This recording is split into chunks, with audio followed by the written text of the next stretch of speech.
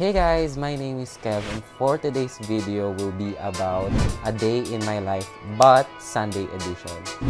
So nandito kami ngayon sa NLEX and we are on our way to PICC, Pasay para umattend ng church. So dito kami umattend ngayong Sunday sa The Feast PICC. Paunahan nito ng Catholic Mass and then after nyan is my worship and my preaching or my talk.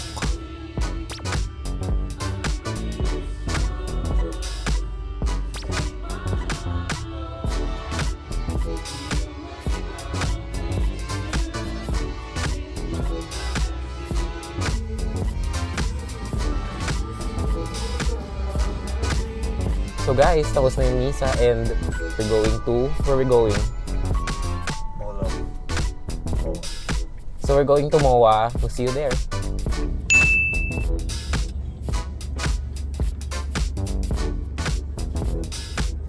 So nandito tayo ngayon sa IKEA. We usually eat our lunch here after the Mass. This is where we usually eat para kumain ng lunch. Like what I'm saying. Paulit-ulit yung sinasabi ko. So tara, gutom na ako eh. Tara na. Buti wala masyadong pila kasi usually dito mahaba pila. Doon pa lang mahaba na pila. Doon sa area na yun, mahaba na agad pila usually. Kahit Sunday. Pero out of the blue, siguro kasi maaga tayo. Maaga siguro tayo. Or mga 11 pa lang. Kaya wala pa masyadong pila. Pero pag 12, pag peak season, pag ano na, lunchtime na, most likely mahaba na pila dito. Pag hindi mabasa ang menu, i-zoom using camera. Design as usual, hindi. Ang may iba lang, beef pares, french fries, and chicken cafe.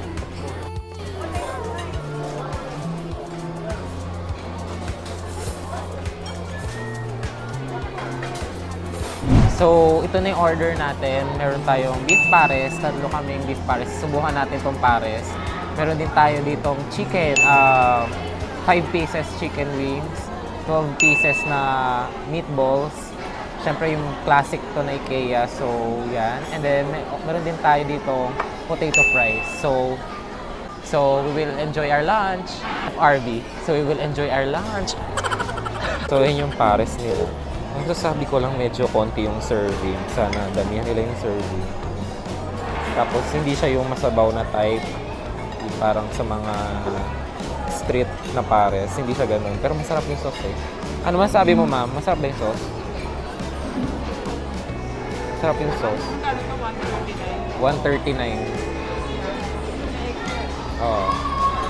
Yun lang yung serving nila medyo konti. Kasi beef kasi. Pwede naman nila itaas yung price na dami nila yung serving ng konti. Pwede yun sa hindi masyadong matakaw. Sa bagay, hindi naman masyadong katakaw. Katulad niya, pwede na daw. So, tignan na natin yung pares.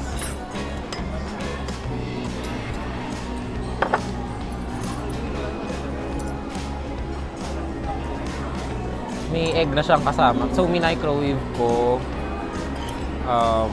Kasi gusto ko mainit. Masarap sa pares mainit.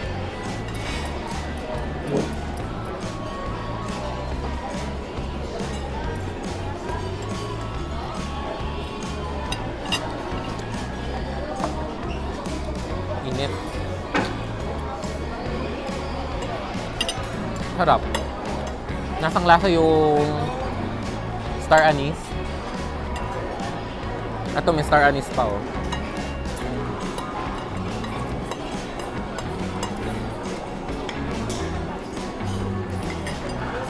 Yun yung nagdala sa lasa. Hindi siya yung masabaw na type. Yung ibang tao gusto yung masabaw, yung iba gusto naman saucy. Ako kahit ano, pero masarap siya. Konti lang yung serving. Ang masasabi ko, konti lang yung serving niya. Pero sabi ni Mama, sakto lang daw.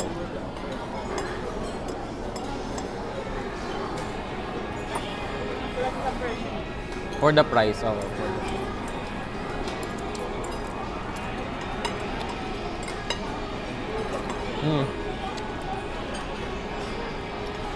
Masarap. Yung beef niya malambot. Pero hindi sobrang lambot na na melts in the mouth. Di naman ganun. Parang siyang beef adobo. Meron bang parang pork adobo. Magluto kayo ng pork adobo na medyo tuyo or medyo Chinese style. Ganon. Tapos palitan nyo yung pork ng beef. Tapos medyo i-intensify nyo lang yung star anise flavor. Tapos damihan nyo ng konti sa sugar. Hindi naman sobrang dami. Ganon yung lasa niya. Sarap ka. Tapos lagyan nyo ng spring onions.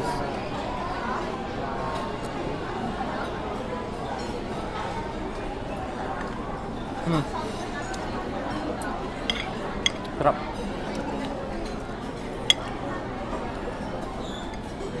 Ayan yung beef niya. Actually ganyan naman si Ikea. Napapansin namin since 2022. Parang nilo-localize nila yung mga menu nila. Kasi nung 2021, wala talaga yung menu nila. Walang rice. So, syempre, tayo mga Pinoy, paano tayo kakain? So, ina-adjust nila yung mga menu nila to localize their menu.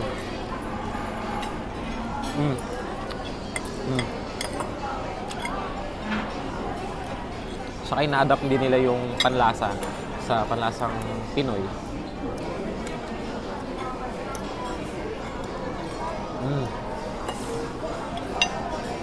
Kain natin yung egg.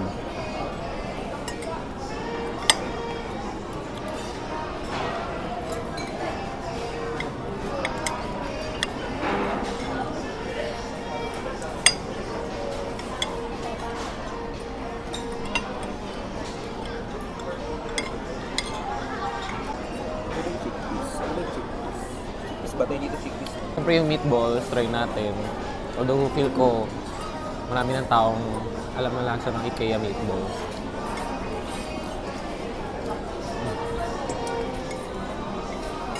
Lasang Ikea meatballs. So yeah, I will enjoy my lunch. Siyempre, pag nasa loob ka na ng mall, hindi mo maiwasan mag-shopping, di ba? So, ito yung favorite brand ko pagdating sa mga polo shirt. Itong Santa Barbara Club. Dito lang yan sa mga SM department store. So, ang palagi kong binibili pagdating sa polo shirt is yung mga oversized. Usually 2XL.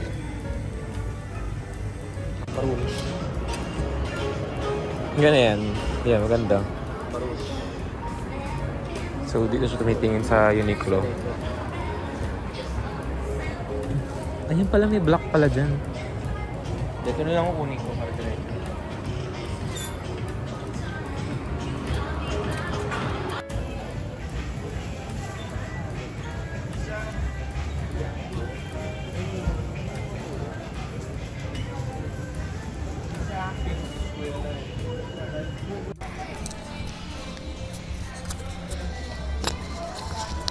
So, usually, our Sunday are composed of activities like this na wala lang, we're just roaming around the mall. And like right now, we're here at Uniqlo. So, we're just checking si Kuya, nagpifit siya ng damit. So, we just usually roam around here and window shop or if not, buy things. So, yeah.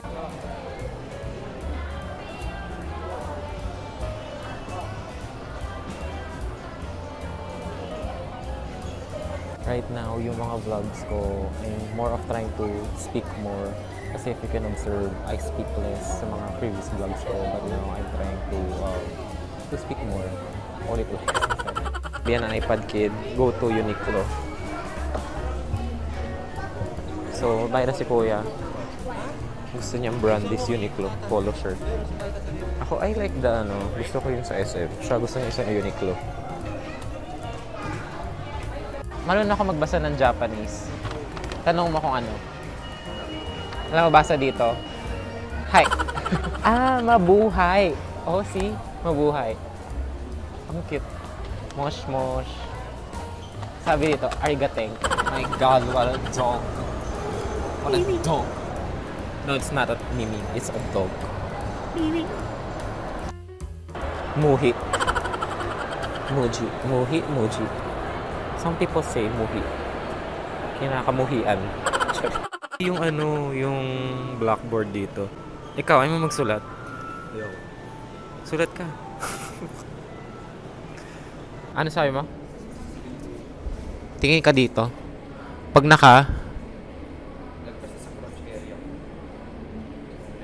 may ganun ka pang nalalaman. Yes, oversized. Ayaw mo oversized? Pass. Kasi sabi ko sa kanya, kunin niya na yung XL. Para medyo oversized. Ako kasi mahilig ako sa oversized. Eh siya gusto niya yung fit na fit. Pero yung mga iba niyang damit na binibili, pag sobra namang fit, hindi niya sinusuot. Pag kasukat niya sa fitting room, ang ganda ng fit. Pero pagdating sa bahay, ayaw niya ng fit. So, I'm taking my guts here na bilhin niya yung mas malaking size.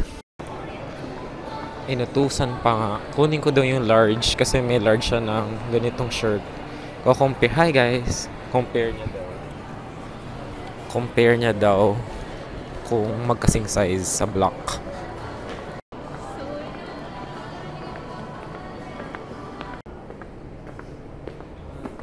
Kuya, Let's just see. large yan. Pagdating dyan, ang ganda ng fit.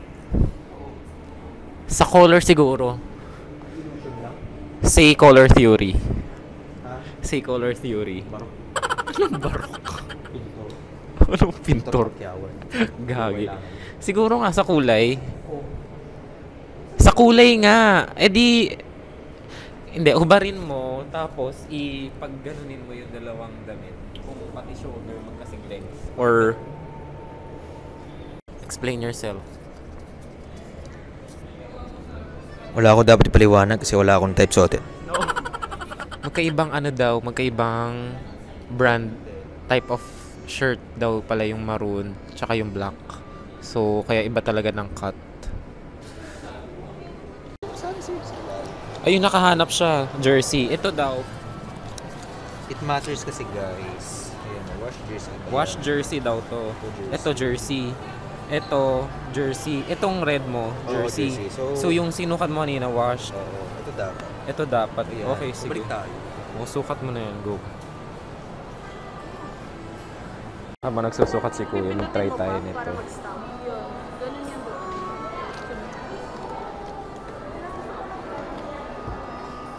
Pwede ba yung back? Oo din eh. Pati sa ano.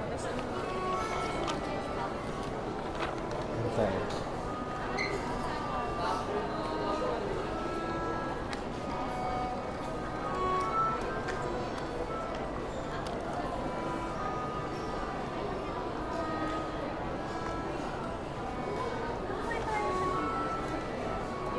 Yung stamp niya ano. Where's the N? Oh.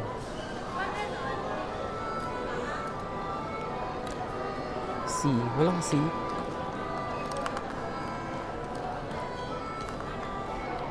Walang C. Ito pala C. Uy, ang tingkad ng C. H. Gwenchan. Walang A. A.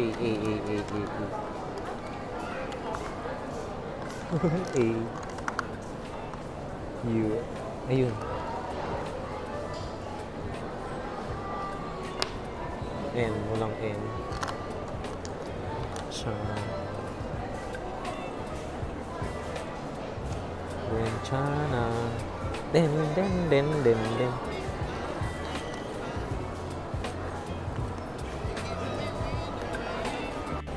Ang cute ng mga stamps. Bigyan natin yung heart ko.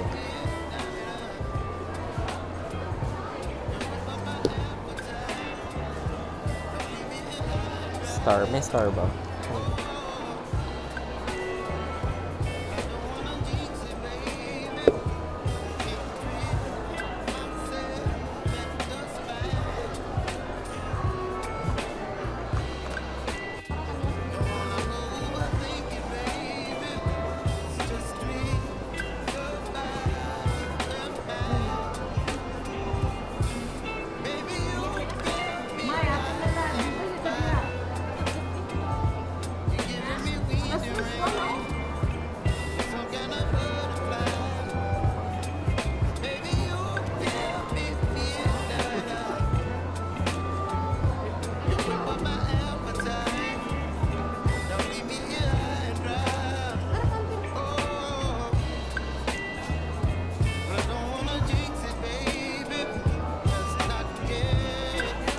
Girl, can't buy me love.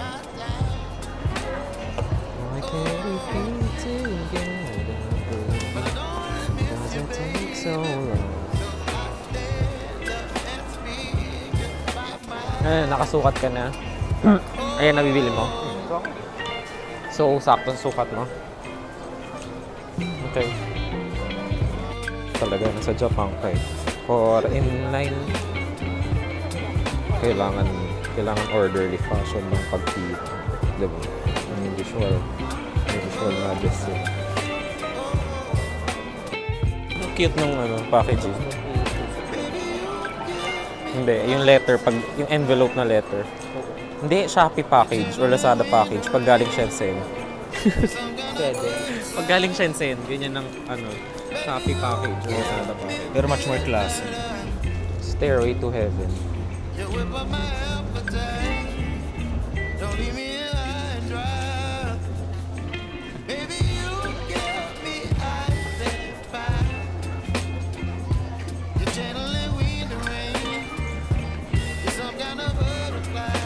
Ang cute nito.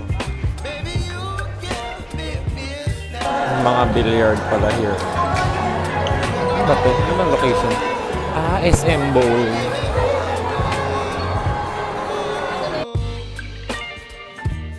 So we're now going home, guys, and that's it for this vlog, and I hope you like this video, so make sure to like, share, and subscribe. Bye guys, see you in my next video. Bye!